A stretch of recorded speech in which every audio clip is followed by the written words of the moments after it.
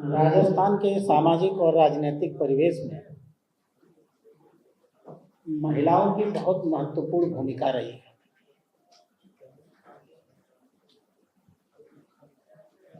अंजनी देवी चौधरानी, नारायणी देवी वर्मा,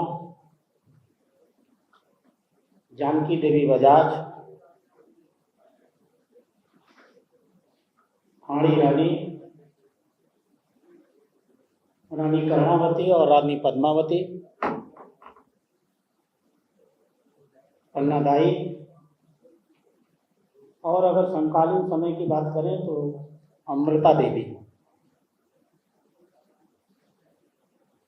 महिलाएं समाज के परिवर्तन में, पर्यावरण की रक्षा में, राजनीति में हस्तक्षेप में, इन सब में बहुत महत्वपूर्ण भूमिका इन्होंने निभाई है। और मुझे इस बात का बहुत दुख है, महिलाओं की इतनी महत्वपूर्ण भूमिका होने के बावजूद माननीय प्रधानमंत्री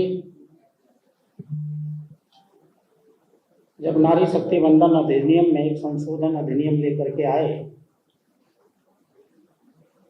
और वो चाहते थे कि देश की बहनों को 2029 तक, हो सकता है उसके बाद तक, महिला आरक्षण का इंतजार न करना पड़े,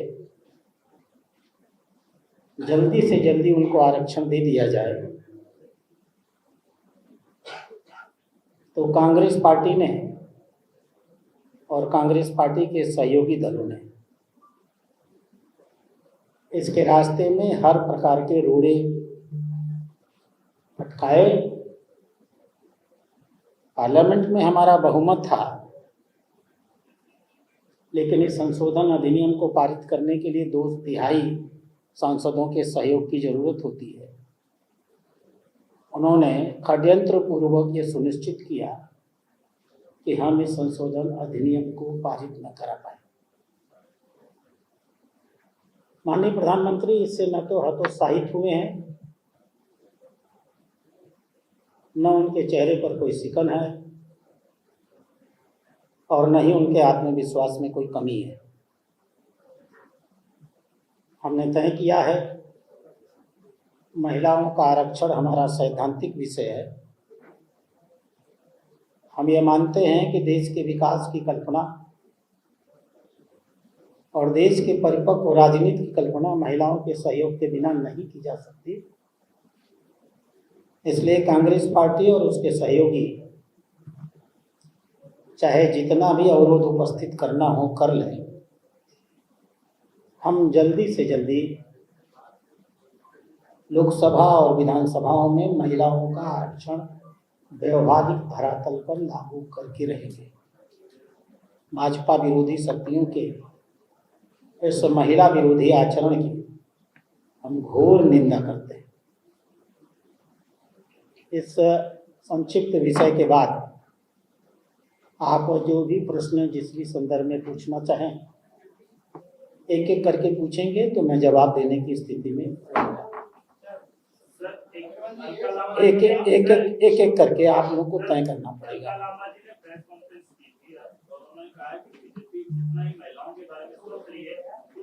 राज्यों में से केवल एक राज्य के अंदर महिला मुख्यमंत्री बना रखा है, बाकी राज्यों के अंदर महिला मुख्यमंत्री नहीं है। अलका लांबा जी के प्रश्नों का जवाब हमारे महिला मोर्चा के लोग देते हैं।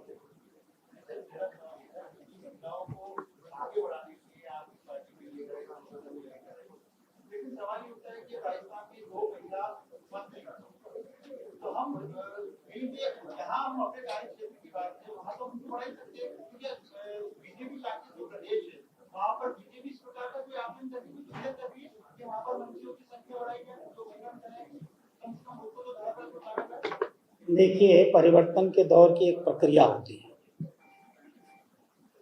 देश में जो व्यवस्था रही है उसमें महिलाओं को हमेशा पीछे ढकेला गया। बावजूद उसके भारतीय जनता पार्टी ने महिलाओं को हमेशा सम्मानित किया है, उनका अधिकार दिया। इसी राजस्थान में हमारी बहुत प्रभावी मुख्यमंत्री रही हैं वसुंधरा जी। उत्तर प्रदेश में 3 बार हमने बहन मायावती को अपना पूरा समर्थन दे करके उनको मुख्यमंत्री बनाया है। दिल्ली में आज भी महिला मुख्यमंत्री है और उसके पहले भी दिल्ली में श्रीमती सुषमा स्वराज मुख्यमंत्री के रूप में कार्य कर चुकी हैं। हर जगह की राजनीतिक परिस्थितियां होती हैं और पूरे देश के इक्वेशंस तय करने होते हैं, उसके परिप्रेक्ष्य में सामूहिकता में निर्णय लिया जाता है।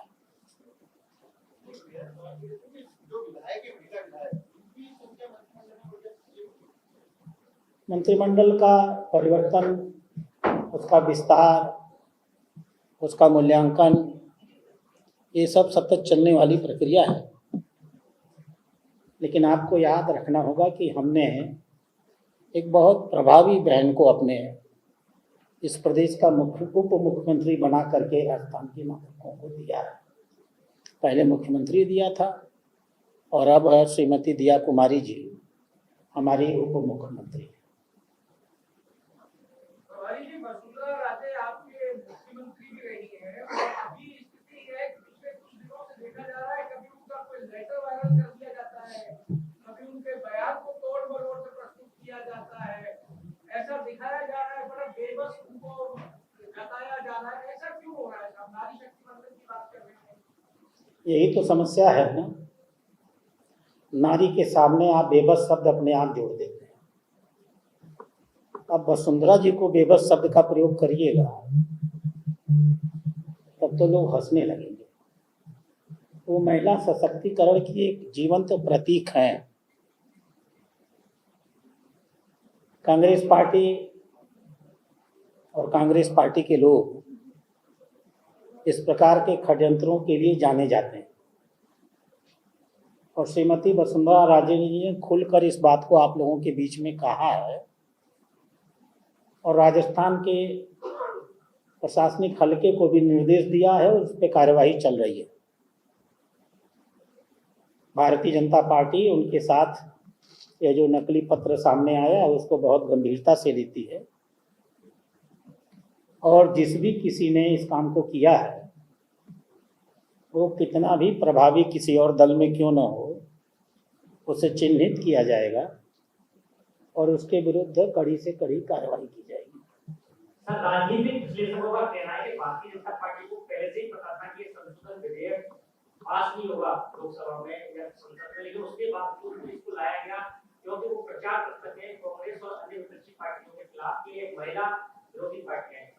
अब देखिए, कहने को तो कुछ भी लोग कहेंगे, लोगों का काम है कहना, लेकिन सच्चाई ये है कि हमें सचमुच इस बात का विश्वास नहीं था कि ये लोग महिला आरक्षण के इतने नंगे विरोधी होकर के सामने आ जाएंगे। 2023 में जब यह विधेयक लाया गया तो 2024 में लोकसभा का चुनाव था, इसलिए विरोधी हिम्मत नहीं जुटा पाए कि 2023 में उसका विरोध करें, क्योंकि 24 में उनका खामियाजा उनको भुगतना पड़ता।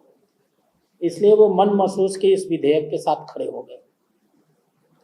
आज उनको लगता है कि अभी तो चुनाव दूर है, लोगों की याददाश्त बड़ी कमजोर है, इसलिए उन्होंने भांति भांति तरीके से पिछड़े आरक्षण के नाम पर और दक्षिण की सीटें कम होने के नाम पर विभिन्न प्रकार से अवरोध उपस्थित किए हैं।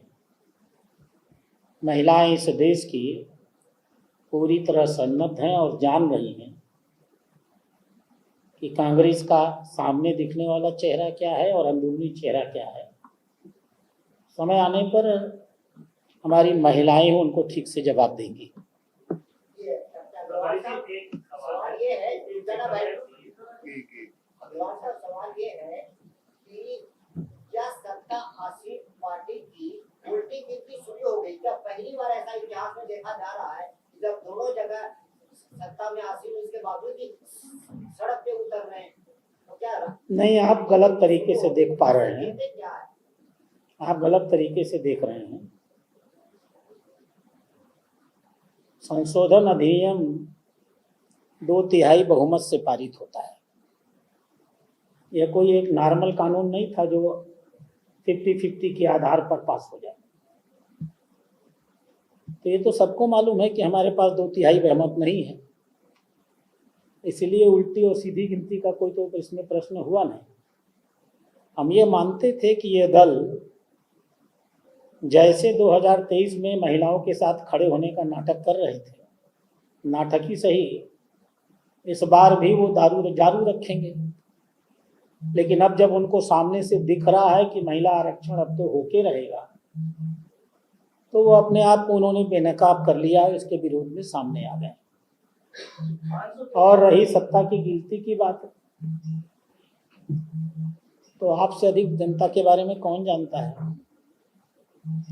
आसाम का चुनाव हम जीत चुके हैं, पुदुचेरी का चुनाव हम जीत चुके हैं, केरल में हमारा खाता मजबूती से खुल चुका है,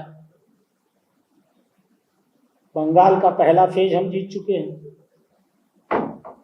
दूसरा फेज भी हम जीतेंगे, और तमिलनाडु में हम 50-50 की लड़ाई लड़ने की स्थिति में आ गए। और यह हमारा महिलाओं के प्रति पूरी तरह समर्पण का भाव है कि महिलाओं की जीवन की बेहतरी के लिए हमने इस बात की चिंता नहीं की है कि हमें चुनाव में कोई फायदा होगा या नुकसान। सिद्धांत अगर ये कहता है कि महिलाओं को अधिकार मिलना चाहिए, तो हम उन्हें अधिकार देंगे।